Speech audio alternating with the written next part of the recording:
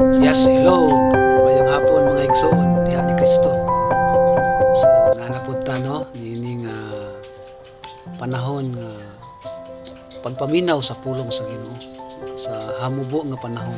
Gusto lang nako i-share mga mensahe no nga basin makapadasig sa uban, basin makatabang sa uban.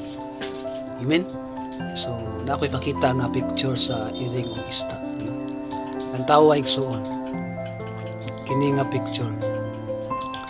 Kaunon ba sa iring ang isda nga naa sa kalayo? Gisug ba sa kalayo? No? So siguro mingon ka dili or mingon na uban. Pwede kaunon. Pero igsoon, no? Dili na siya kaunon sa iring.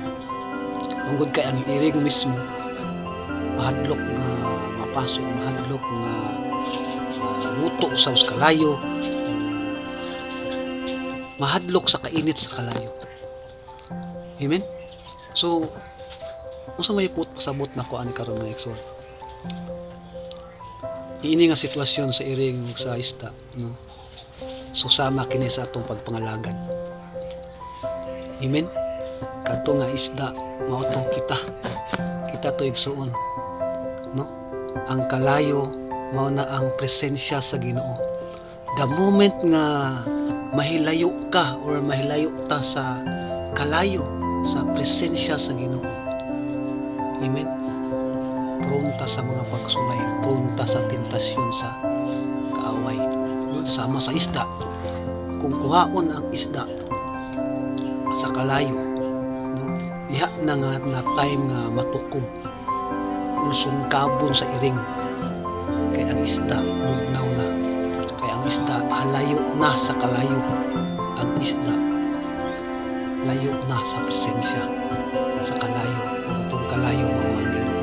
Kung ikaw karon, amen, mahalayo sa presensya sa Ginoo, igsoon pagbantay kay prone ka sa mga tentasyon. Amen, kay layo naman ka sa presensya sa Ginoo.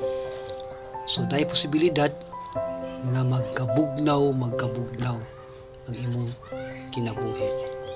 Na time nga di nakaganahan mabasa og Bible, di nakaganahan mag-devotion, di nakaganahan mga lagad. That's the time nga dali na kay kang tukmon sa mga tentasyon sa kaaway. Sama sa isda, dali lang tukmon sa iring. So mao lang to igsoon, daghang salamat. So paduol ta, di ta magpalayo sa presensya sa Ginoo. Padayon ta sa pagpangalagat, magkinaunsa. Amen. God bless, maayong hapon.